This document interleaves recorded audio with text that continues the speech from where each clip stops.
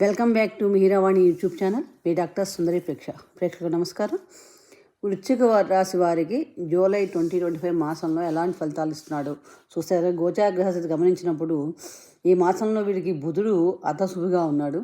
మొత్తం మీద చూస్తే కనుక గ్రహాల పరిస్థితి చూసినప్పుడు మిశ్రమ ఫలితాలు గోచరిస్తున్నాయి. ముఖ్యంగా వృత్తి సంబంధించిన వృత్తి ఉద్యోగపరంగా కానీ వ్యాపార పరంగా కూడా చాలా మిశ్రమంగానే ఉంటుంది. విద్యార్థులకు కూడా కొంచెం శ్రమతో కూడిన ఫలితాలు గోచరిస్తున్నాయి. ముఖ్యంగా ఈ మాసంలో మీకు అధిక ధనవ్యయం ఎక్కువగా ఉంటుంది.